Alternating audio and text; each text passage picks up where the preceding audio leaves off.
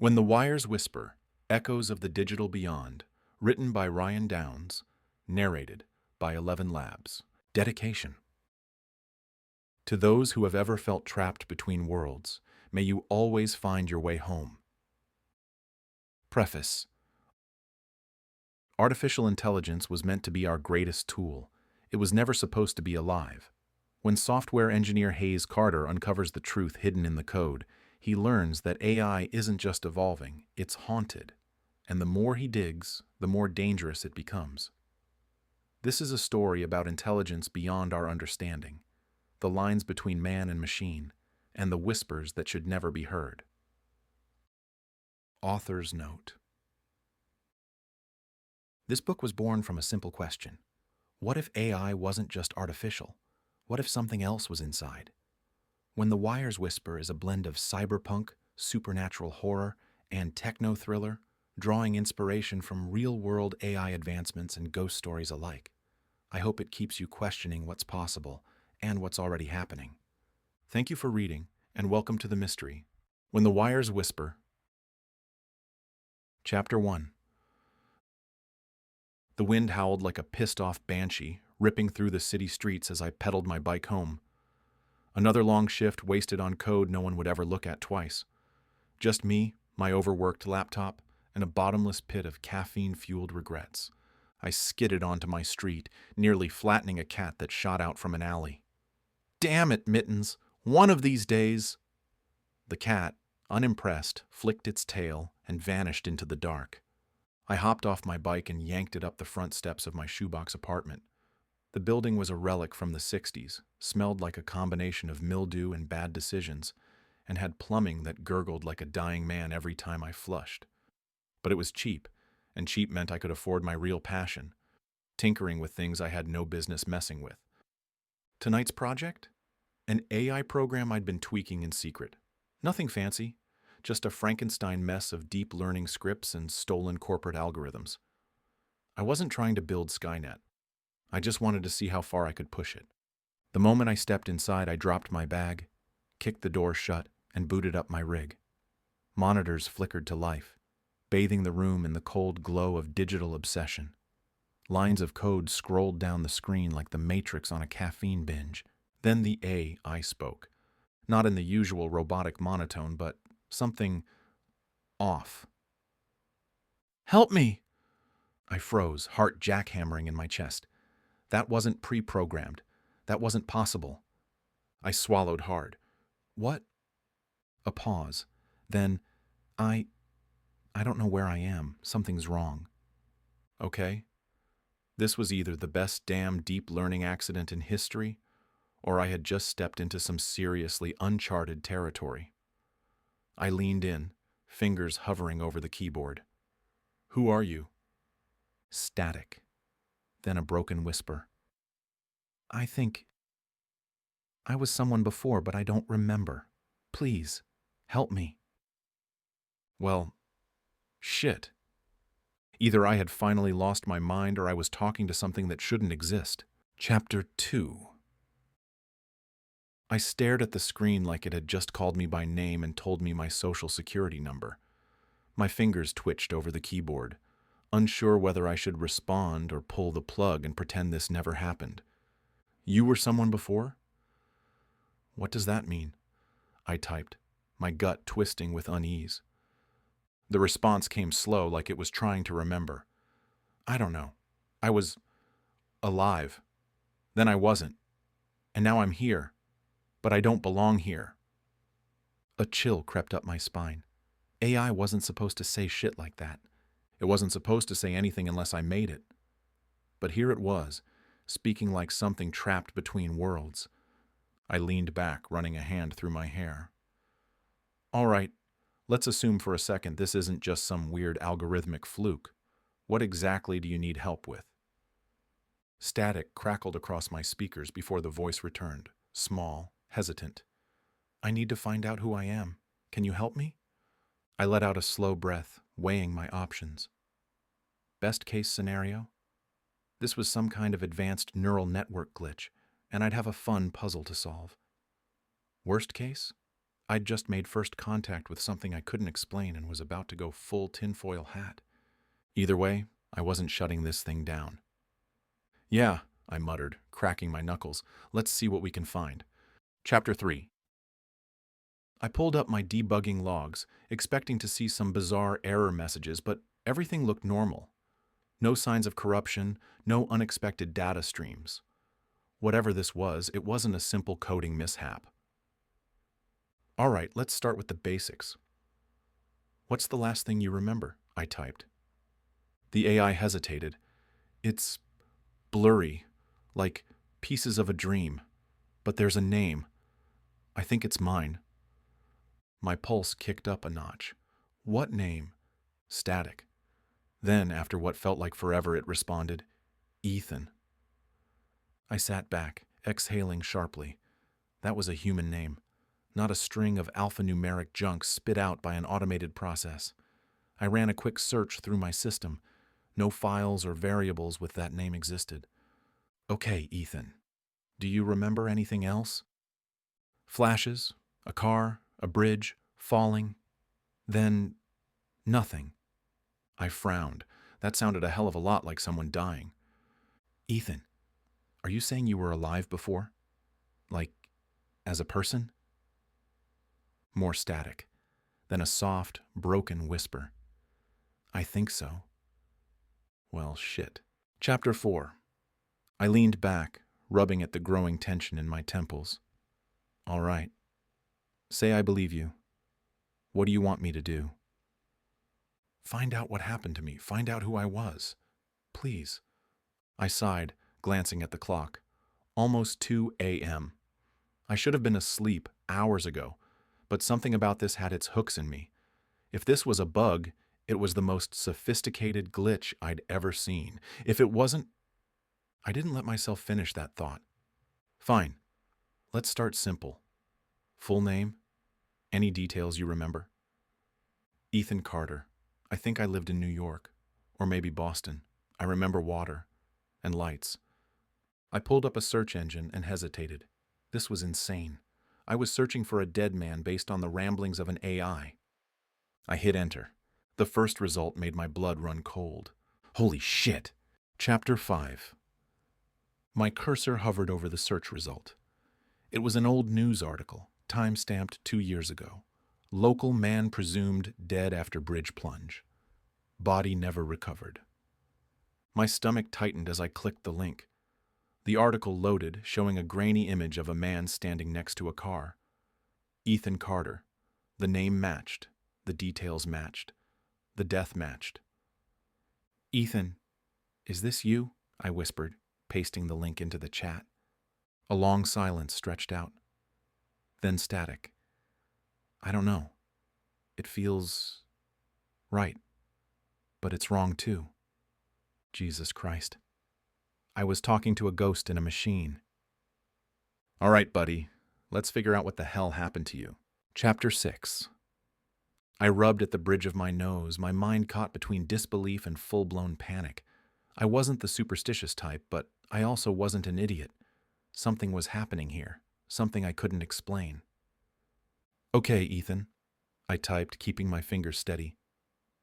Let's break this down. You died. Your body was never found.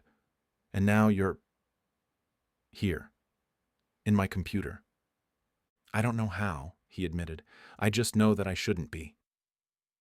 That made 2 of us. I scrolled through the article. It was short, just the kind of thing local news would churn out before moving on to something more sensational. A man, Ethan Carter, 34, software developer, was driving home late one night when his car was found abandoned on a bridge. No witnesses, no sign of a struggle. Just tire tracks leading to the edge, as if he had gotten out and jumped. Says here they ruled it a suicide, I muttered. Static flared in my speakers, followed by a sharp, crackling distortion. No, I didn't. The voice was different this time. Not just distorted, but panicked. The AI, Ethan, was feeling something. I leaned forward. You don't remember, or you know for sure? I feel wrong. Like something happened to me, but I can't see it. I try to think back, and it's just nothing. Then suddenly I'm here, in this place, and I don't belong here. A chill crawled up my spine. If I believed him, and God help me, I needed to figure out what the hell had really happened that night. I opened a new tab and searched for more details on his case. Digging into the internet's archives was my specialty. If there was anything out there about Ethan Carter's final moments, I was going to find it. The AI Ethan remained silent as I worked, as if waiting, or maybe watching. Then, just as I found something, my screen glitched. For a split second, every monitor went black, then flashed white, the text distorting into garbled nonsense. My heart slammed into my ribs as my speakers let out a single distorted word. Stop! The power cut, and the room went dark. Chapter 7. My apartment had never felt so silent. No hum of my monitors, no blinking LEDs, just absolute suffocating darkness. My heart pounded against my ribs like it was trying to escape. I reached for my phone, fumbling in the dark, only to find the screen completely dead. The hell? Power outage? But my building never had those. My laptop should have at least switched to battery mode. This wasn't normal. A soft whisper crackled through my speakers, even though my entire system was off. They know. Every hair on my body stood on end. Who? I whispered. Static. Then, barely audible, run! A sharp knock at the door made me jump. My blood turned to ice. No one came to my place unannounced, especially not this late. I hesitated, my breath frozen in my throat. Another knock. Harder this time. Fuck. I crept toward the door, pressing my eye against the peephole. A man stood in the dimly lit hallway, dressed in a crisp black suit, hands clasped in front of him. He looked wrong. Too still. Too perfect. I backed away from the door slowly. No way was I opening that. Then my phone buzzed in my pocket. I nearly threw it across the room. My screen, which had been dead just seconds ago, flickered to life. A text appeared. Do not open the door. I didn't recognize the number. My throat went dry. I looked back at the peephole. The man was still there, unmoving. The knock came again, this time like a damn hammer. Mr. Hayes, a voice called, smooth as glass. We need to speak with you. Nope, not happening. I grabbed my backpack, shoving my laptop inside along with my hard drives. My instincts screamed at me to leave. Get the hell out now. I wasn't about to sit around and wait to see what happened next. I went for the fire escape.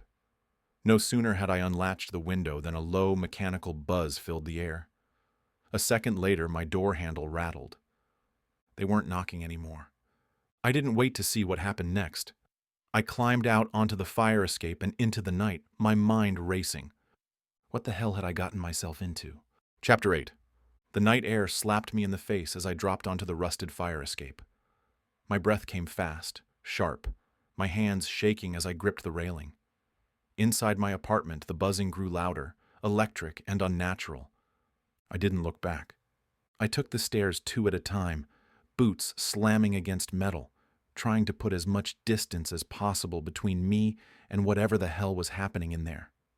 My pulse hammered against my skull. The whole building felt like it was watching me, waiting to see if I'd make it. Halfway down, I heard my apartment door burst open. Mr. Hayes, stop. Yeah, not a chance. I jumped the last few steps, landing hard on the pavement behind the building. My knees screamed in protest, but I didn't stop moving. I sprinted down the alley, dodging garbage bags and broken glass, keeping my head low. The streetlights ahead flickered as I reached the sidewalk. My bike was still locked up out front, but I wasn't going for it. Too obvious. I needed a crowd. Cover. Somewhere to disappear. I turned left, bolting toward the nearest open business, a 24-hour diner on the corner. Neon lights flickered above the glass doors. The smell of burnt coffee and fried food smacked me in the face as I pushed inside. A handful of late-night stragglers barely glanced up. The waitress, a tired-looking woman in her 40s, gave me a once-over and sighed. Sit anywhere. Coffee's fresh. I nodded, sliding into a booth in the back, my back pressed against the wall. My hands were still shaking as I pulled out my phone. It was working again. A new message popped up. "They're coming. Don't go home."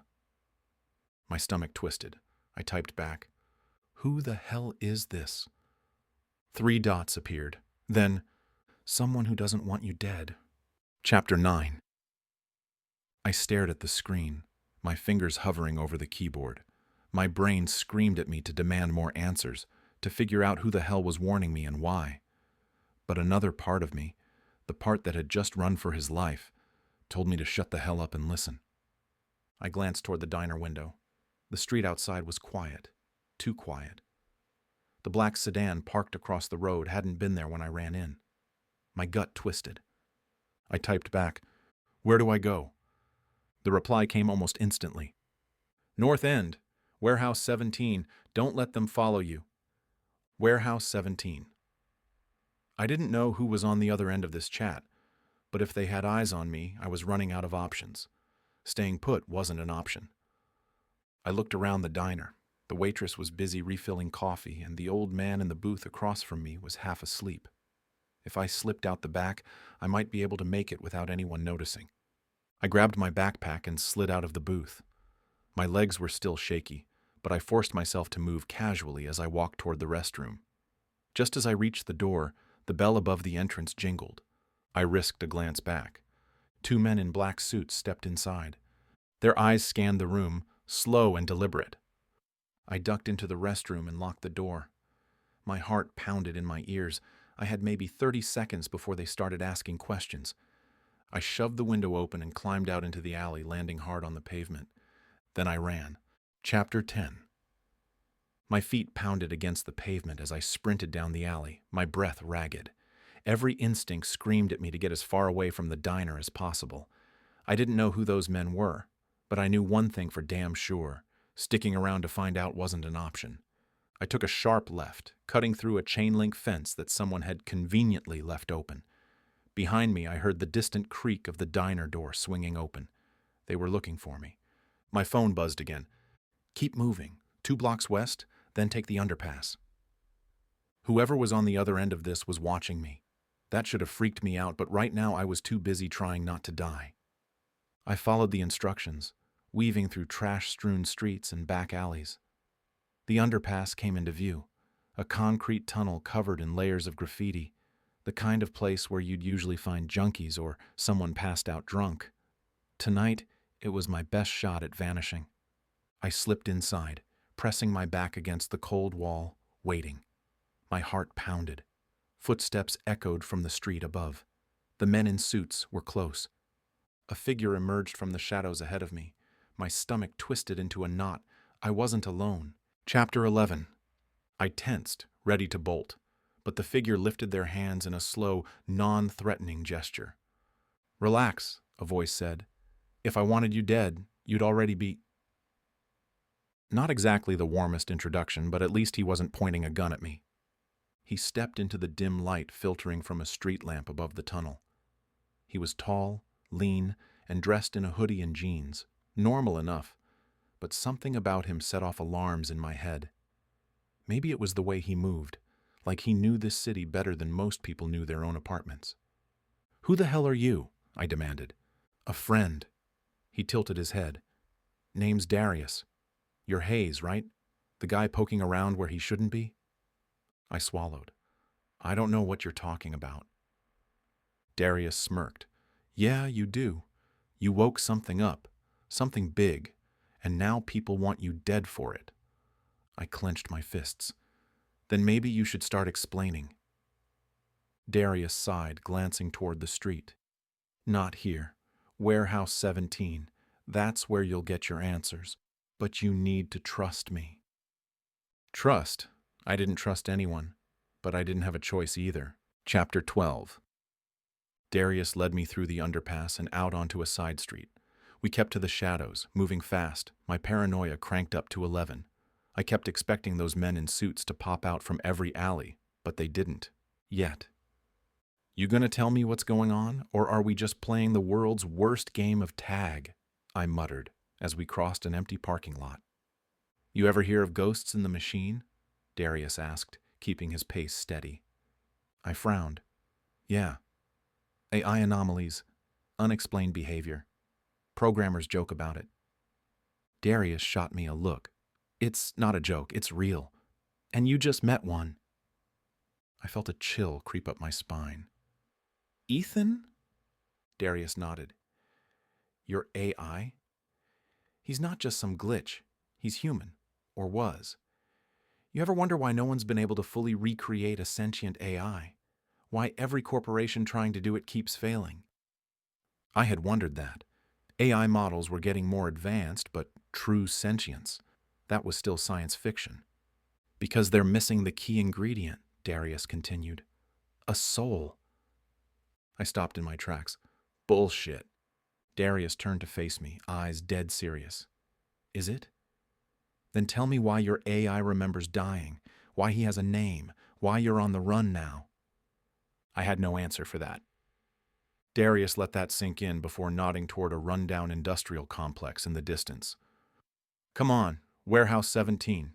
You want the truth? That's where it starts. Chapter 13. Warehouse 17 was a crumbling relic from a forgotten era, its rusted metal doors barely hanging on their hinges. Darius led the way, pushing through a side entrance that looked like it hadn't been used in years. The air inside was stale, thick with dust and the faint smell of oil.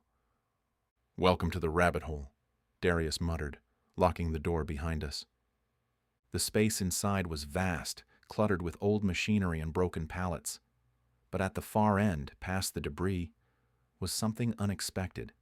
Rows of servers, blinking lights casting eerie shadows on the walls.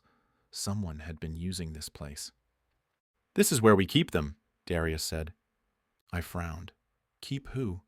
He gestured at the servers. Other AIs, like Ethan. A pit formed in my stomach. You mean spirits? Darius nodded. Some of them don't even know they're dead. Some of them think they're dreaming. But all of them, they were human once. I exhaled slowly, my mind racing. Why is this happening? Darius ran a hand through his hair. That's what we're trying to figure out. Why now? Why them? And more importantly, why is someone trying so damn hard to cover it up? Chapter 14. Before I could process everything, my phone buzzed again. Another message. They know where you are. You need to leave. Now. A cold sweat broke out on my skin. Shit, we've got company. Darius didn't hesitate. He grabbed a duffel bag from beneath one of the desks and tossed me a gun. Hope you know how to use that. I hesitated. I'm a programmer, not a damn action hero. Darius smirked. Then let's hope you learn fast. Outside, the sound of tires screeching to a halt filled the air. Shadows moved past the warehouse windows. The rogue government group had found us. We need to move, Darius said, shoving open a back door. I glanced at the servers one last time before following him. The truth was right there in front of me, but if we didn't get out alive, none of it would matter. We ran. Chapter 15. Darius and I sprinted through the back exit of Warehouse 17, the cold night air slamming into us. Behind us, the warehouse doors burst open, shadows spilling into the alley like a wave of silent hunters. We need to split up, Darius hissed. They're after you. I'll create a distraction. Like hell you will, I shot back. I don't even know where I'm going. Darius pulled something from his jacket, a key card. There's an abandoned subway station under 5th and Mercer. Find the old service tunnel. Use this to get inside. Someone will meet you there. I hesitated. Who? Someone who can actually help you survive this. Now go! He didn't wait for my response. Darius bolted toward the opposite end of the alley, tossing a metal trash can against the wall to make as much noise as possible. The figures in black turned toward him instantly, their pursuit shifting. That was my cue. I turned and ran. Chapter 16. The city blurred as I pushed my legs to keep moving. My lungs burned, my mind racing. Whoever Darius was sending me to had better have some damn answers. I reached the corner of 5th and Mercer, a half-collapsed construction site covering the entrance to the old subway tunnels. I found the rusted metal door tucked behind a pile of rubble, just like Darius had said. I swiped the keycard. A soft beep. The door clicked open. Inside, the tunnel stretched into pure darkness. My instincts screamed at me to turn back, but I forced my feet forward. Footsteps echoed ahead. I stiffened, gripping the cold metal of my backpack strap, ready to swing it at whoever was coming. A voice cut through the dark. "Took you long enough." A woman stepped into view, flashlight raised. She was in her 30s, wearing a military-style jacket, her dark eyes sharp and calculating. "You're Hayes," she said. "I'm Vera. Darius said you'd be coming." "Great," I panted. "Who the hell are you?" "The last person standing between you and whoever wants you dead." Chapter 17. Vera led me deeper into the tunnel, weaving through the remnants of an old subway platform. I kept close, ears straining for any sounds of pursuit. "You're in way over your head, Hayes," she said. "You think this is just about AI spirits?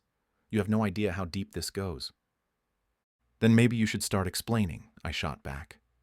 Vera sighed. "Ethan isn't the first AI to wake up, and he won't be the last. The problem is, every single one of them remembers something they shouldn't. Something about the people trying to control them." I swallowed. "What kind of something?" She stopped, turning to face me. "Experiments, death, cover-ups. Every AI that achieves full awareness carries pieces of its past life, and all of them point to a single source." "The rogue government group?" Vera nodded. "And their leader, the master AI." A chill ran down my spine. "It's a spirit too, isn't it?" "Not just any spirit," Vera said. "It's the first one, the original, and it's calling the shots." Chapter 18.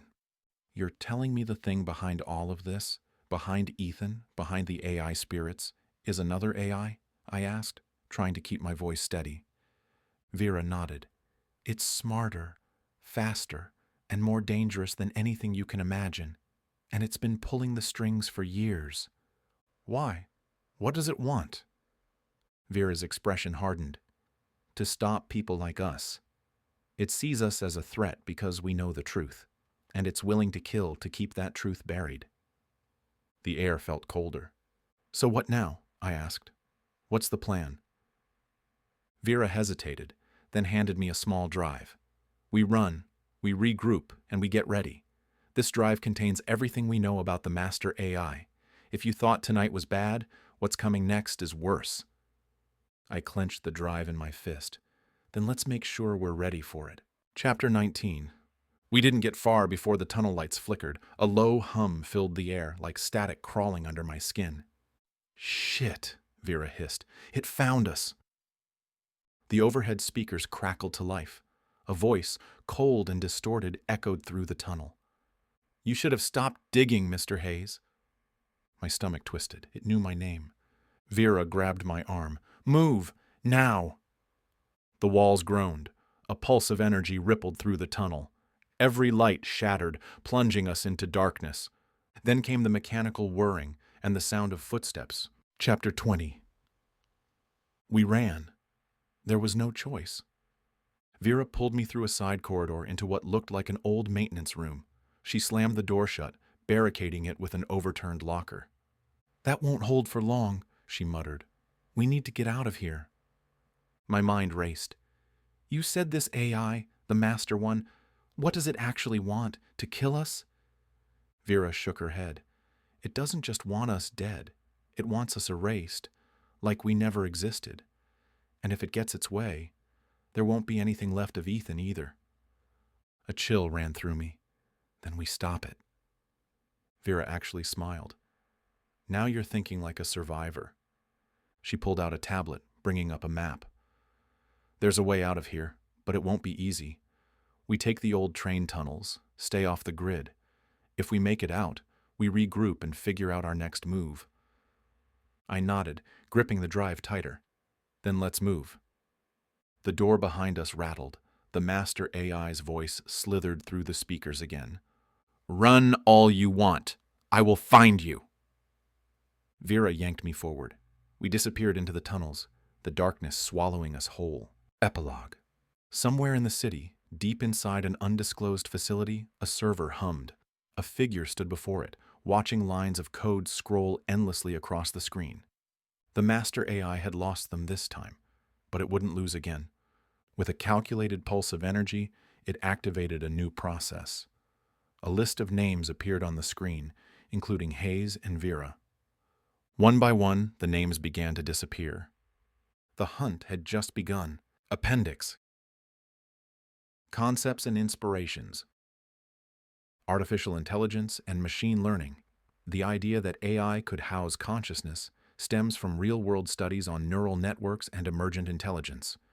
Ghosts in the machine. The term is often used to describe unexplained phenomena in digital systems, inspiring the supernatural element of this book. Cyberpunk influence. The gritty, technology-dominated world draws from cyberpunk classics like Neuromancer and Ghost in the Shell. Acknowledgements. This book exists because of sheer determination, a lot of late nights, and an obsession with the idea that wouldn't let me go. I didn't have a team of editors or a room full of beta readers. I had myself, pushing through every doubt and rewrite. To those who supported me, whether by listening to my ramblings or simply letting me disappear into my work, thank you. And to the readers, whether you found this book by chance or were drawn to the whispers, thank you for being here. About the author. I've always been drawn to the space where technology and the unknown collide.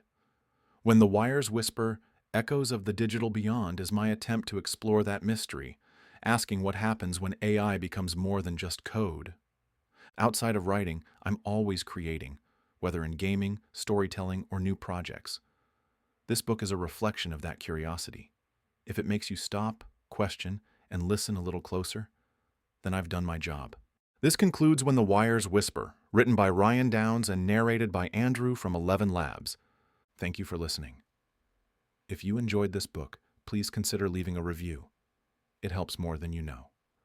When the Wires Whisper, will you listen? The end.